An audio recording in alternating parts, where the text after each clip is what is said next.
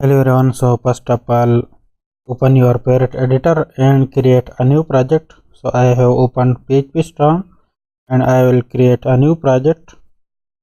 So that will be PHP empty project and the location will be cwamp www. If you are using wamp, if you are using XAMPP, so it will be the htdocs inside the XAMPP folder. So I will name my project PHP basic and then click on the create button. So that's our new project created. So first of all, let's create a file in it. So right click on this folder. So you will see this menu here and come to the new and then click on the PHP file and name your file, which will be index.php,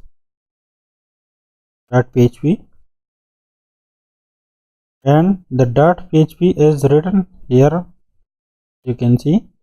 So I don't need to write the .php here. I will just give the name and this editor. If you are using any other editor or IDE, so maybe you have to write the .php also.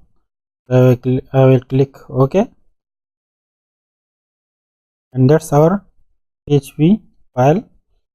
So first of all, let me remove this. So how can we write PHP code here? So write the lesson sign and then the question marks and then write PHP. So that's our opening tag for the PHP, and then the question mark and the greater than sign for the closing tag. So inside these tags we will write our PHP code, and that's the opening tag and that's the closing tag. Okay, so I will just show you a welcome message in this program as if you are familiar. So first of all, we write a hello world program or a welcome message in any language. So I will echo. So echo is used for showing the message, and we will write the double quotes near the enter button, and I will write hello world and then the semicolon. Okay, so now let's check it in the browser, and you have to come to this.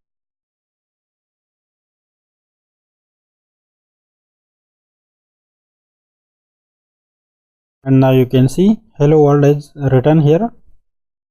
Okay, so I will change it for now.